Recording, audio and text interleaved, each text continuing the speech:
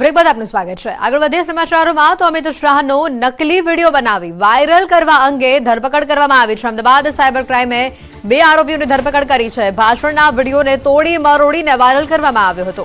Facebook પર નકલી video મૂકવામાં આવ્યો હતો। ફોન લાઈન ઉપર સંવાદદાતા નવીન ઝા જોડાઈ ચૂક્યા છે। નવીન, વધુ માહિતી શું? હેતવી, થોડા દિવસથી એક વિડીયો વાયરલ થયો છે જે કેન્દ્રીય ગૃહમંત્રીના છે। તે આરક્ષણને લઈને બોલી રહ્યા હોય પ્રકારનો વિડીયો જે છે તે વાયરલ કરવામાં આવે, પરંતુ તે વિડીયો જે હતો ખોટો હતો તે પ્રકારની માહિતી સાયબરને મળતા સાયબરની ટીમે તપાસ શરૂ કરી અને 2 આરોપીઓ જે છે તેમની ધરપકડ કરી છે અને તેમને આ બંને વિડીયો જે છે તે ખોટી રીતે એડિટ કરીને એટલે કે તોડી મરોડીને આ વિડીયોને સોશિયલ મીડિયા અને ખાસ કરીને ફેસબુક પર મૂકવામાં આવેલ, જેને લઈને સાયબર ક્રાઇમે બંનેની ધરપકડ કરી છે। અને આ લોકો કોઈ પોલિટિકલ બેકગ્રાઉન્ડ ધરાવે છે કે કેમ અને કયા હેતુથી આ પ્રકારે ખોટો વિડીયો વાયરલ કર્યો છે તે તમામ દિશાઓમાં તપાસ શરૂ કરવામાં આવી છે। ક્યાંથી ધરપકડ કરવામાં આવી છે બંને આરોપીઓની? તેથી અત્યારે જે માહિતી મળી રહી છે કે આ લોકોએ પાટણ અને લીમખેડાના જે છે તે વિડીયો વાયરલ કર્યો હતો, પરંતુ હાલ થોડી વારમાં અંદર અધિકારીઓ દ્વારા પ્રેસ કોન્ફરન્સ કરવામાં આવશે જેની અંદર તમામ વિગતો આપવામાં આવશે, પરંતુ બંને આરોપીની હાલ પૂછતાછ ચાલુ છે અને તેમની તપાસમાં અન્ય ખુલાસો સામે આવી શકે તેમ છે। બિલકુલ નવીન, જે રીતના આ ઘટના સામે આવી હતી, આજે સવારે અમિત શાહ દ્વારા પત્રકાર પરિષદ કરીને આ સમગ્ર મામલે વાતચીત પણ કરવામાં આવી। વિપક્ષ તરફથી હવે આ મુદ્દે કોઈ નિવેદન સામે આવ્યા છે કે?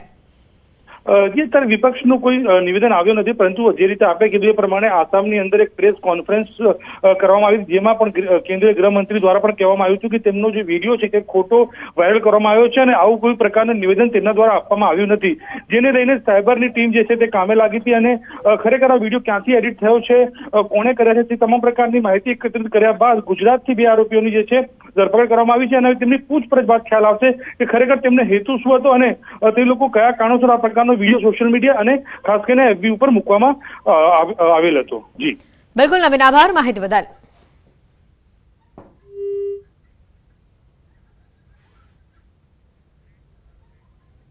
સમાચારોમાં હાલ રોકાઈશું એક બ્રેક માટે।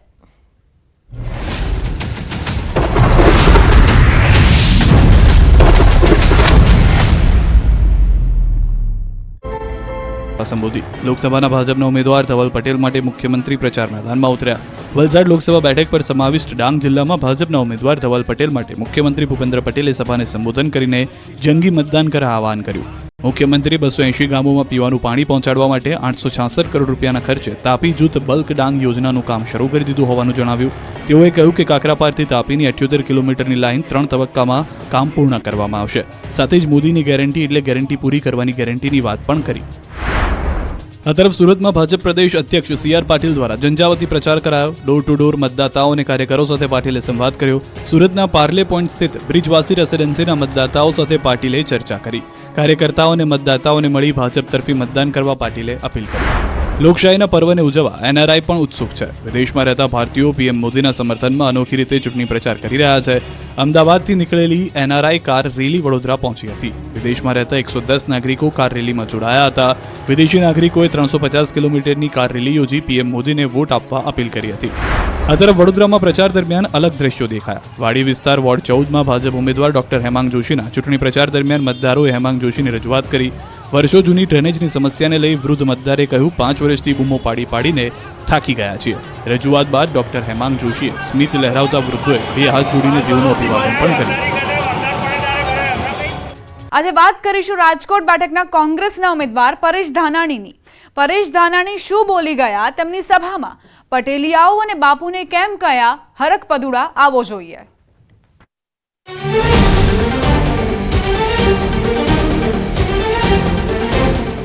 રાજકોટ બેઠકના કોંગ્રેસના ઉમેદવાર પરેશ ધાનાણી હાલ પૂરજોશમાં પ્રચાર કરી રહ્યા છે અને તેમની દરેક સભામાં તેઓ આગવી રીતે ભાજપ પર પ્રહાર કરતા નજરે પડે છે। રાજકોટમાં એક સભામાં તેમણે પટેલો અને બાપુએ ભેગા થઈ ભાજપને વટવૃક્ષ બનાવ્યું, તે સમાજ પર ભાજપ અત્યાચાર કરતો હોવાનો આરોપ લગાવ્યો।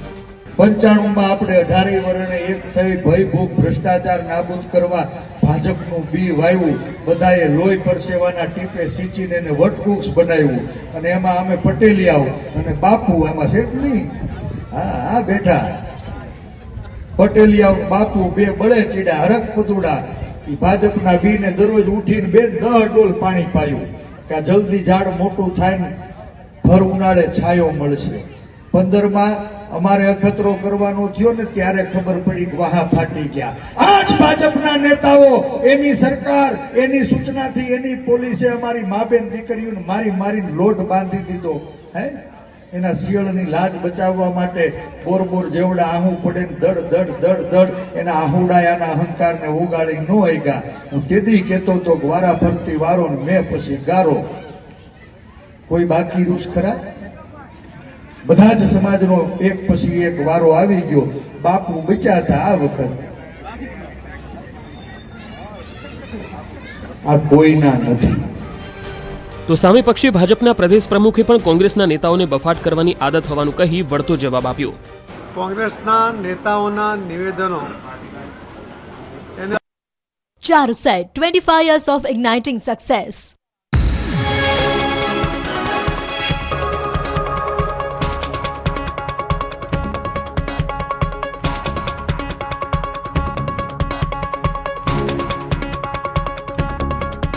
Charuset, 25 years of igniting success.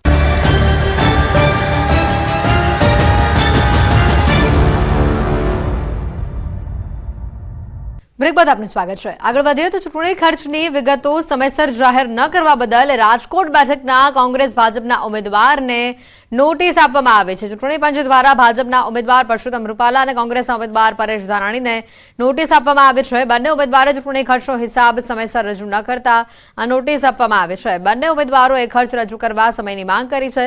હિસાબની ચકાસણી આગામી 4 તારીખના રોજ કરવામાં આવશે.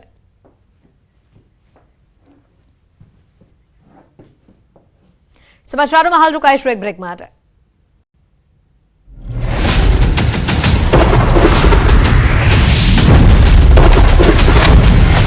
એન્જિનિયરની ગુજરાતીમાં કહીએ તો બફાટ કરવાનું એ એમનો સ્વભાવ છે. આજે જ્યારે એમને ભીત ઉપર એમની હાર દેખાઈ રહી છે અને ગુજરાતમાં તો clear cut 26 seat Bharatiya Janata party જીતી રહી છે, ત્યારે સ્વાભાવિક એમને બોખલાટને કારણે ગમે તેવા નિવેદન કરવા, ગમે તે સમાજ માટે ગમે તેવા શબ્દ પ્રયોગ કરવા એ એમનો સ્વભાવ રહ્યો છે. આ કોંગ્રેસ કે જેમણે પટેલ અને ક્ષત્રિય સમાજ માટેના જે શબ્દો કહ્યા છે, તો આ પટેલ સમાજમાં પણ સરદાર વલ્લભભાઈ પટેલ જેવા આગેવાનો કે એમણે અખંડ ભારતની રચનાનો કોઈને યશ જતો હતો એકમાત્ર સરદાર વલ્લભભાઈ પટેલને જાય છે. આવા મહાન પુરુષો જે સમાજમાં જેમણે જન્મ લીધો છે અને અલગ અલગ ક્ષેત્રમાં સમાજે પણ જે રીતે પોતાનું યોગદાન આપ્યું છે અને એવા સમાજ માટે આવી હલકી વાત કરવી એ એમને શોભતું નથી. ચૂંટણીમાં સામાજિક સમીકરણો પહેલા જોવાય છે. સામાજિક એકતાના કારણે જ દરેક પક્ષોએ ચોંકાવનારા પરિણામો પણ જોયા છે. ગુજરાતમાં અનેક સામાજિક આંદોલનો થયા છે અને ત્યારબાદના ચૂંટણી પરિણામો પણ જોયા છે. આ વખતે પણ ચૂંટણીમાં સામાજિક આંદોલન બાદ ચૂંટણીનું પરિણામ રસપ્રદ બની રહેશે તેમાં કોઈ શંકા નથી. Bureau report, news 18 Gujarati.